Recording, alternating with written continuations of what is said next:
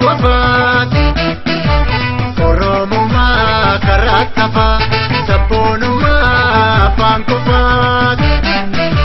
hin barbaannu nuti hin feenu haala kanaan waliin deemuun karaa gabrummaan ifa jijjiirratee amala godhatee bilisummaa nutti fakkaatu kan Oromiyaan diigamtee Itoophiyaan ijaaramtu bilisummaa karaa tafa walaabummaa afaan qofaat Oromummaa karaa tafa sabboonummaa afaan qofaat hin barbaannu nuti hin feenu haala kanaan waliin deemuun karaa gabrummaan ifa jijjiirratee amala godhatee bilisummaa nutti fakkaatu kan Oromiyaan diigamtee Itoophiyaan ijaaramtu.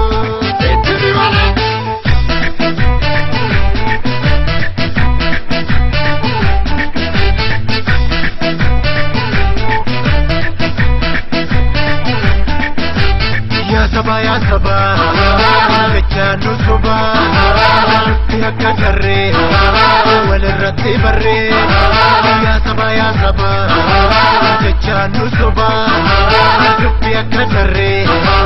walirratti barree yaa shimala michuun nama ganaa koodee barbaachuun argu saranaa yaa shimala michuun nama ganaa koodee barbaachuun argu saranaa yaa shimala michuun nama ganaa koodee barbaachuun argu baranaa yaa shimala michuun nama ganaa koodee barbaachuun argu baranaa yaa shimala dubbii marii maree yaa shimala hedduu dagalee kee yaa shimala dubbii namaa ta'eera yaa shimala eegii sagalee kee yaa shimala ulma baatti bahaa yaa shimala intalli taadhatte yaa shimala harki hanna baree yaa shimala toluun sochooti yaa shimala jarroo nama ganaa qoomoo kiyyaa ofeegi baranaa yaa shimala jarroo nama ganaa qoomoo kiyyaa ofeegi baranaa yaa shimala jarroo nama ganaa lammii kiyyaa ofeegi baranaa yaa shimala jarroo nama ganaa lammii kiyyaa ofeegi baranaa eegi sagalee kee eegi korojoo kee eegi sagalee kee eegi korojoo kee kacha maaliin darbee karaa Booranaa dagallee jabeessi eegi ofirraa hattuu sagalee jabeessi eegi ofirraa hattuu sagalee kacha maaliin darbee karaa Bishooftuu Moojoo jabeessi eegi ofirraa hattuu korojoo jabeessi eegi ofirraa hattuu korojoo.